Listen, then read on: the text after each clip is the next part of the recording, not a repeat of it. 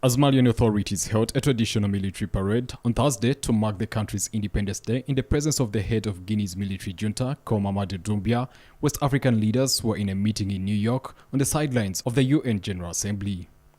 They agreed at the emergency summit to impose gradual sanctions on Guinea's junta over its inflexibility in setting a date to return to civilian rule.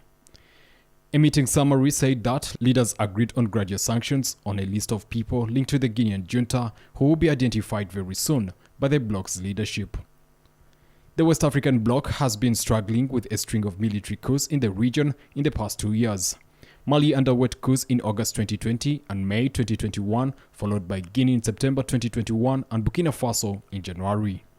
ECOWAS has lifted tough sanctions imposed on Mali's military regime, accepting a March 2024 return to civilian rule. But Mali and Guinea remain suspended from ECOWAS bodies. ECOWAS had condemned the arrest of the Ivorian soldiers and had decided to send the presidents of Ghana, Togo and Senegal to Mali to obtain their release on Tuesday, September 27th. The main hospital in the northern Ethiopian breakaway region said on Friday, in the latest development, one person has been killed in an airstrike in the capital of Tigray. Kibrom Grebaselassie, an official at Ada Hospital in Mekelle, reported that a body of a 60-year-old man was brought at the hospital after a drone attack. The Ethiopian government regularly asserts that it only targets military targets and accuses the rebels of staging civilian deaths.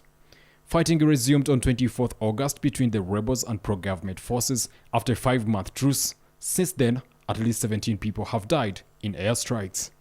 Northern Ethiopia has been engulfed in war since November 2020 after Prime Minister Abiy Ahmed sent the army to dislodge regional authorities from the Tigray People's Liberation Front, accusing them of attacking military bases. The return of violence over the past month has dashed the slim hopes of peace negotiations. The rebel authorities said on September 14th that they were ready for talks under the aegis of the African Union, removing a major obstacle to discussions with the government. Fighting, however, persists.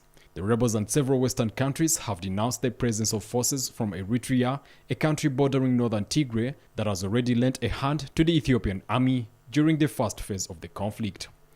The outcome of this war is unknown. It has been marked by abuses against civilians by both sides, displacing millions of people and plunging hundreds of thousands more into near-starvation conditions, according to the UN.